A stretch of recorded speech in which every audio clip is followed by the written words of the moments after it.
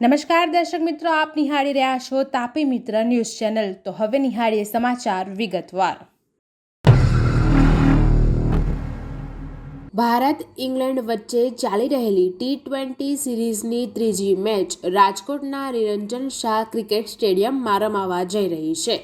ખંડેરી પાસે આવેલા સ્ટેડિયમમાં રમાનારી મેચના પગલે બપોરે 4 વાગ્યાથી રાત્રે 1 વાગ્યા સુધી રાજકોટ જામનગર હાઈવે પર ભારે વાહનો પર પ્રતિબંધ મૂકી ડાયવર્ઝન આપવામાં આવ્યું છે।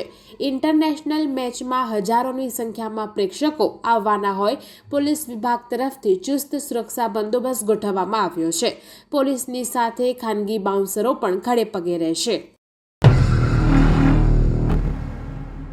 મૌની અમાવસ્યા પહેલા પ્રયાગરાજમાં ચાલી રહેલા મહાકુંભમાં ભક્તોની ભીડ ઉમટી રહી છે। 29 જાન્યુઆરીના રોજ મૌની અમાવસ્યાના અવસર પર ત્રિવેણી સંગમમાં આસ્થાની ડૂબકી લગાવવા માટે ભક્તોનો પ્રવાહ પ્રયાગરાજમાં આવવાનું શરૂ થઈ ગયો છે। અધિકારીઓએ જણાવ્યું હતું કે જેમ જેમ અમાવસ્યા નજીક આવી રહી છે તેમ તેમ શહેરમાં યાત્રાળુઓની ભીડ વધી રહી છે।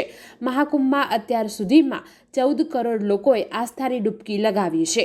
દેશ વિદેશમાંથી લોકો સંગમમાં ડૂબકી લગાવવા માટે પ્રયાગરાજ આવી રહ્યા છે, જેના કારણે શહેરના રેલવે સ્ટેશનો, બસ સ્ટોપ અને હાઈવે યાત્રાળુઓથી ભરેલા છે।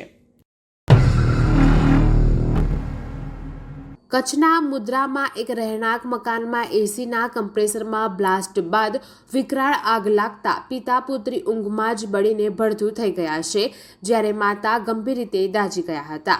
આ દુર્ઘટનામાં 41 વર્ષીય રવિકુમાર રામેશ્વર રાય અને તેમની 2 વર્ષીય પુત્રી જાનવી બળીને ભડથું થઈ ગયા હતા, જ્યારે માતા કવિતાબેન 70% બળી જતા તેમને સારવાર અર્થે મુદ્રાની અદાણી હોસ્પિટલમાં ખસેડવામાં આવ્યા છે।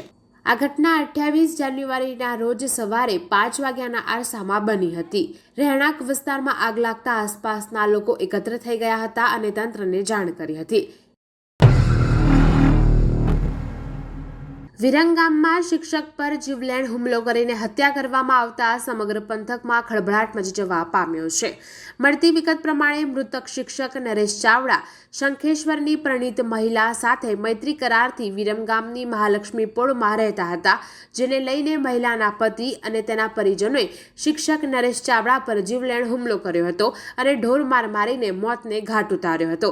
આ ઘટના સીસીટીવીના કેમેરામાં કેદ થઈ છે, જેમાં જોઈ શકાય છે કે 3 શખ્સો ગાડીમાંથી ઉતરે છે, શિક્ષકને આંતરીને તેને લાકડાથી ઢોર માર મારે છે, જેમાં શિક્ષકનું મોત થાય છે। આ બનાવ અંગેની જાણ થતાં જ પોલીસ કાફલો ઘટના સ્થળે દોડી આવ્યો હતો અને સીસીટીવીના આધારે ફરિયાદ નોંધી આરોપીને દબોચી લેવા તજવીજ હાથ ધરી છે।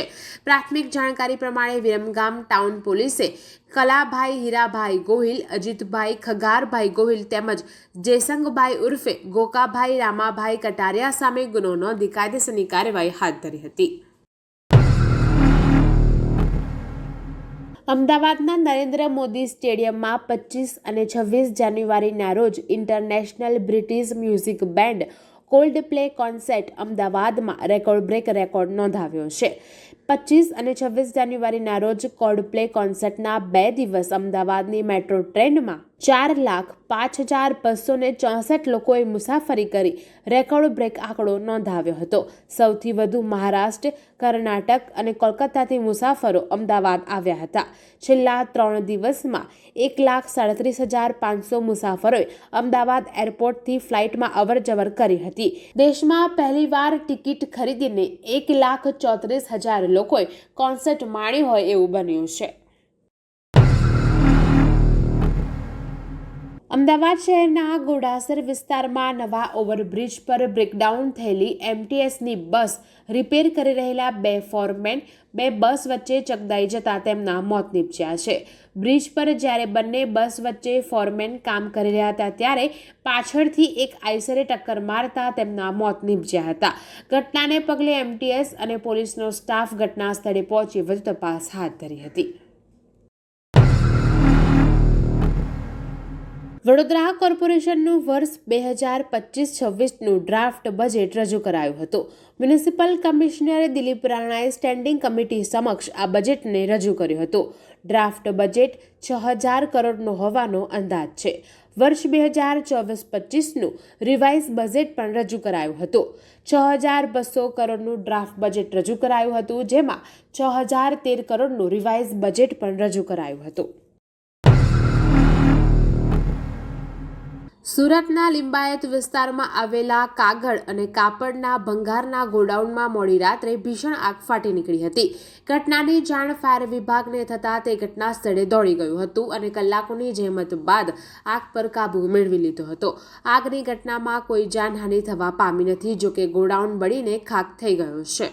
આગની જ્વાળાઓ આસમાન સુધી ઊંચી થઈ જતા સ્થાનિક લોકોમાં ભારે અફરાતફરી મચી ગઈ હતી. આગનું પ્રાથમિક કારણ શોર્ટ સર્કિટ હોવાની શક્યતા છે. હાલ તો આ આગની ઘટનામાં કોઈ જાનહાનિ થવા પામી નથી, જેથી ફાયર વિભાગ અને લોકોએ પણ રાહતનો શ્વાસ લીધો હતો.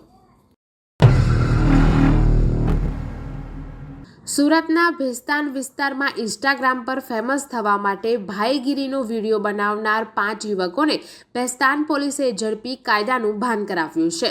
5 યુવકોએ ફિલ્મી સ્ટાઇલમાં એન્ટ્રી મારીને જાહેરમાં સિગારેટ અને દારૂની બોટલ લઈ ડાન્સ કરી રહ્યા હતા. આ સાથે જ એક યુવકે તલવાર વડે કેક કાપી ભાઈગીરી બતાવતા મર્ડરનો સીન ક્રિએટ કર્યો હતો. આ વાયરલ વિડીયોના આધારે પોલીસે તમામ આરોપીને ઝડપી કાયદેસરની કાર્યવાહી કરી છે. આ વિડીયો મે 2022માં બનાવાયો હતો, પરંતુ હાલમાં સોશિયલ મીડિયા પર ફરી વાયરલ થતાં પોલીસે કાયદેસરની કાર્યવાહી શરૂ કરી છે. ધરપકડ બાદ તમામ યુવકોએ પોતાની ભૂલ માટે માફી માંગી હતી અને કહ્યું કે આ વિડીયો જૂનો હતો. તેમણે પોલીસને વચન આપ્યું છે કે તેઓ ફરી ક્યારેય આવા જોખમી વિડીયો બનાવી લોકોને ગુમરાહ કરશે નહીં. સુરત શહેરની શૂઝની દુકાનમાં અસામાજિક તત્વોએ તલવારથી હુમલો કર્યો હતો. દુકાન માલિક પર જીવલેણ હુમલો કરાયો હતો. ગંભીર રીતે ઘાયલ દુકાન માલિકને સારવાર અર્થે ખાનગી હોસ્પિટલ ખસેડાયો હતો. ઘટના બાદ ફરાર હુમલાખોર સચિનને પોલીસે ધરપકડ કરી છે અને ઘટનાનું રિકન્સ્ટ્રક્શન કરવામાં આવ્યું હતું. દર્શક મિત્રો, આ હતા અત્યાર સુધીના સમાચાર. આવા જ મહત્વના સમાચાર નિહાળવા જોતા રહો તાપી મિત્ર ન્યૂઝ ચેનલ. અને હા, સબસ્ક્રાઇબ કરવાનું ભૂલશો નહીં.